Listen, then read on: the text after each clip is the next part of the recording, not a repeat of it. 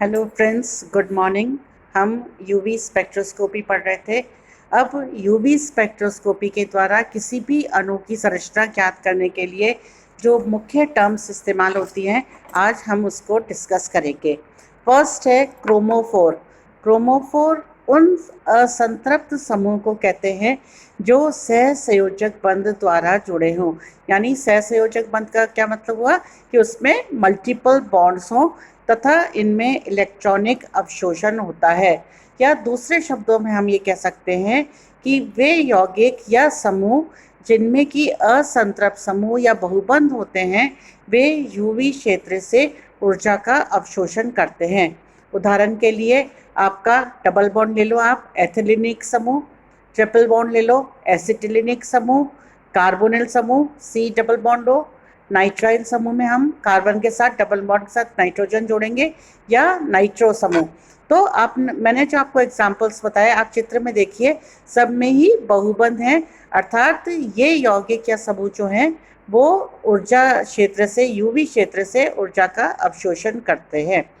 Alkene, aldehyde, ketone के lambda max के मान 200 से 400 nm के मध्य होते हैं। अर्थात ये यूवी या पराबैंगनी क्षेत्र से अवशोषण करते हैं। मैंने आपको बताया था कल कि 200 से 400 nm का ऊर्जा क्षेत्र जो है वो पराबैंगनी क्षेत्र होता है, और 400 से 800 nm का जो क्षेत्र होता है वो विजिबल या दृश्य क्षेत्र होता है। तो एल्कीन, एल्डिहाइड, कीटोन जिनके मान 200 से 400 nm के मध्य अवशोषण देते हैं, वो पराबैंगनी क्षेत्र से अवशोषण करेंगे। अर्थात ये कलरलेस या रंगहीन होते हैं।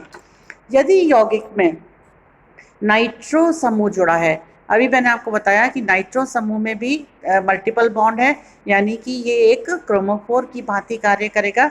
तो नाइट्रो समूह उपस्थित है तो ये प्रकाश के दृश्य क्षेत्र से अवशोषण करता है, और इनके लैम्डा मैक्स के मान जो है वो 400 से अधिक होते हैं।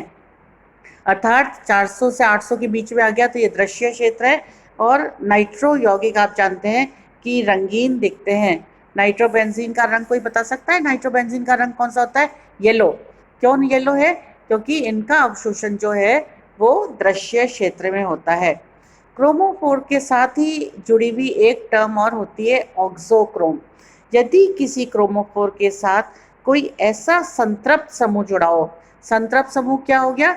जिसमें कि डबल बॉन्ड या ट्रिपल बॉन्ड नहीं हो, सिंगल बॉन्ड से कार्बन जुड़ा हो। तो यदि किसी क्रोमोफोर के साथ कोई ऐसा संतृप्त समूह जुड़ा हो जिसमें नॉन बॉन्डिंग इलेक्ट्रॉन्स है, सॉरी, मैंने आपको कल बताया था कि नॉन बॉन्डिंग या एन इलेक्ट्रॉन्स कौन से होते हैं?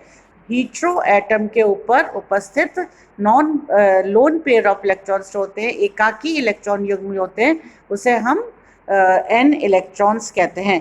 तो किसी क्रोमोफोर के साथ ऐसा संतृप्त समूह जिसमें एन इलेक्ट्रॉन्स हैं, एग्जाम्पल बताइए आप। ऑक्सीजन के साथ हाइड्रोक्सी समूह हो गया, नाइट्रोजन के साथ अमीनो ग्रुप हो गया, हेलोजन सीएल ग्रुप जुड़ा है, तो यौगिक के अवशोषण की तीव्रता व तरंग दैर्ध्य दोनों में परिवर्तन हो जाता है।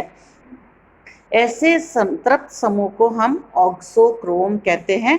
ये स्वयं किसी यौगिक को रंग प्रदान नहीं करते, लेकिन यदि क्रोमोफोर के साथ जुड़े हों तो उनकी रंग प्रदान करने की क्षमता को बढ़ा देते हैं, या ये हम कहते हैं कि ये रंग को अधिक गहरा कर देते हैं।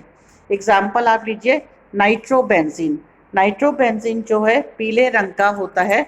अगर हम इसके साथ अमीनो ग्रुप जोड़ दें, नाइट्रो एनिलिन बना दें, अगर हम, आप चित्र में देखिए, अगर हम नाइट्रोबेंजीन के साथ एक ऑक्सोक्रोम, NH2 क्या है? अमीनो समूह है, जो कि एक संतृप्त समूह है जिसमें नाइट्रोजन पे N इलेक्ट्रॉन्स हैं। तो ये हो गया आपका अमीनो ग्रुप, कौन सा हो गया? ऑक्सोक्रोम।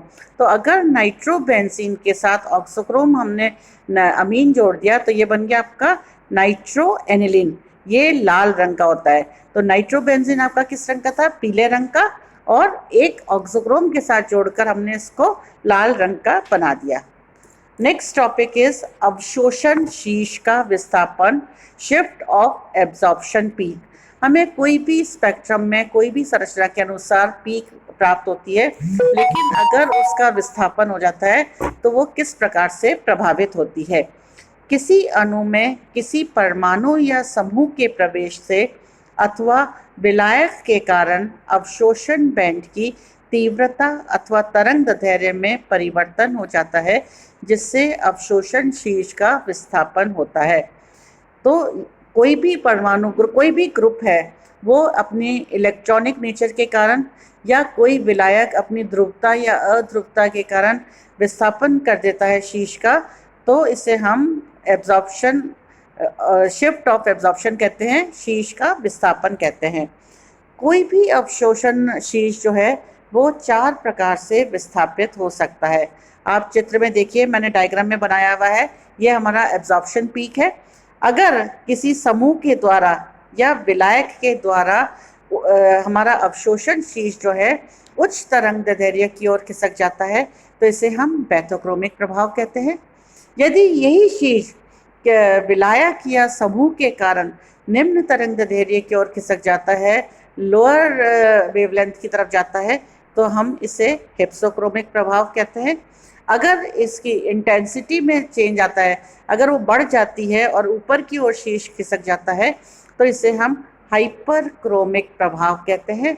और इसी प्रकार अगर किसी भी समूह या विलायक के कारण तीव्रता में कमी आती है और शीर्ष जो है नीचे की ओर खिसक जाता है, तो इसे हम हाइपोक्रोमिक प्रभाव कहते हैं। अब ये जो मैंने आपको 4 प्रभाव बताए, इसको हम अलग अलग पढ़ेंगे। बैथोक्रोमिक शिफ्ट, ये सबसे इम्पॉर्टेंट प्रभाव है जो कि एब्जॉर्प्शन पीक को प्रभावित करता है। प्रतिस्थापन अथवा विलायक के कारण किसी यौगिक के अवशोषण स्पेक्ट्रम में अवशोषण बैंड उच्च तरंगदैर्घ्य की ओर विस्थापित हो जाता है, तो उसे हम बैथोक्रोमिक प्रभाव कहते हैं। चूँकि इस प्रभाव में लैम्डा मैक्स के मान में वृद्धि होती है, अतः एब्जॉर्प्शन पीक या अवशोषण शीर्ष दृश्य क्षेत्र के लाल रंग की ओर खिसक जाता है। अब आप जानते हैं कि हायर वेवलेंथ की ओर जो है वो रेड कलर होता है, और लोअर वेवलेंथ जो है आपकी लाइट की लोअर वेवलेंथ है, उसमें नीला रंग होता है। तो जब आपका एब्जॉर्प्शन पीक जो है वो हायर वेवलेंथ की ओर खिसक जाएगी, तो वो रेड कलर की तरफ जाएगी, तो इसे हम लाल विस्थापन भी कहते हैं या रेड शिफ्ट भी कहते हैं।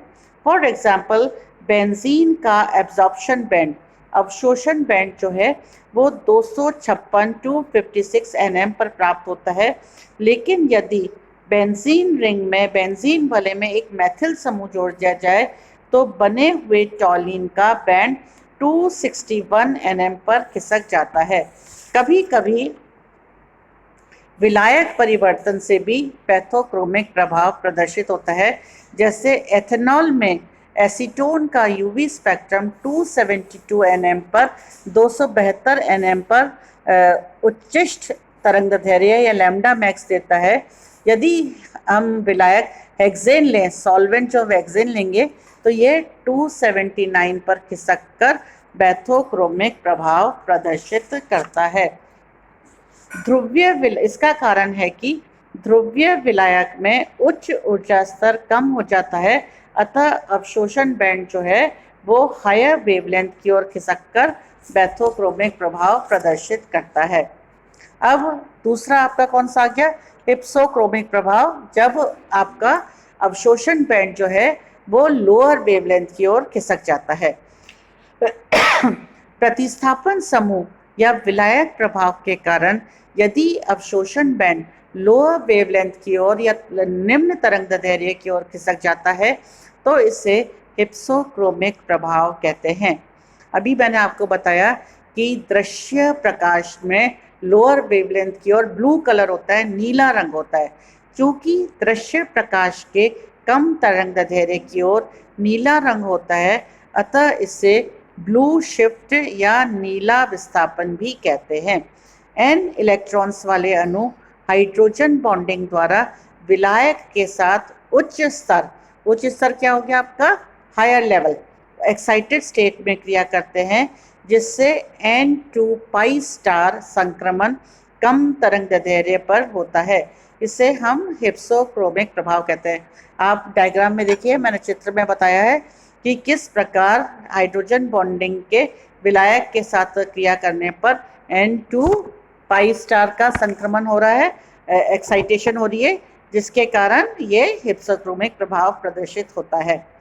इसी प्रकार एनिलीन का उदासीन विलयन यूवी स्पेक्ट्रम में 230 nm पर अवशोषण बैंड देता है तथा अम्लीय विलयन में 203 पर प्राप्त होता है।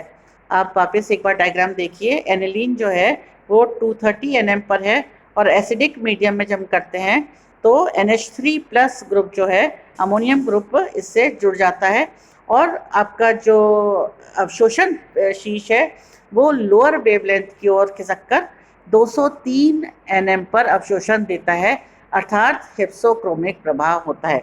क्या कारण है? होता क्या है बेटा, एनिलीन जो है अम्लीय माध्यम में प्रोटोनाइज्ड हो जाता है, प्रोटोनीकृत हो जाता है तथा इस अवस्था में कोई इलेक्ट्रॉन युग्म जो है इसमें नहीं रहता तथा NH3 प्लस ऑक्सोक्रोम की तरह कार्य नहीं करता। यही कारण है कि एब्सॉर्प्शन बैंड जो है लो वेवलेंथ की ओर शिफ्ट होकर आपको हिप्सोक्रोमिक प्रभाव दर्शाता है। अन्य प्रभाव दो कौन से हुए आपके? हाइपरक्रोमिक प्रभाव और हाइपोक्रोमिक। हाइपरक्रोमिक प्रभाव में क्या होता है, किसी यौगिक में किसी परमाणु या समूह के परिवर्तन अथवा विलायक के परिवर्तन से यदि उसके यूवी स्पेक्ट्रम में अवशोषण की तीव्रता के मान में वृद्धि हो जाती है, जिससे कि पीक जो है आपकी ऊपर की ओर खिसक जाती है, तो इस प्रभाव को हम हाइपरक्रोमिक इफेक्ट या हाइपरक्रोमिक प्रभाव कहते हैं। दूसरी ओर इसी का विपरीत क्या होगा, हाइपोक्रोमिक।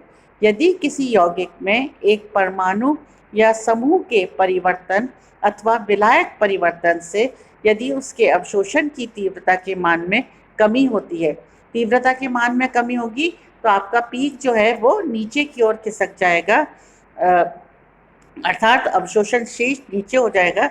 इस प्रभाव को हम हाइपोक्रोमिक प्रभाव कहते हैं। तो ये चार प्रभाव हैं जो किसी समूह या विलायक के परिवर्तन से होते हैं: बैथोक्रोमिक प्रभाव, हिप्सोक्रोमिक प्रभाव, हाइपरक्रोमिक प्रभाव और हाइपोक्रोमिक प्रभाव। धन्यवाद।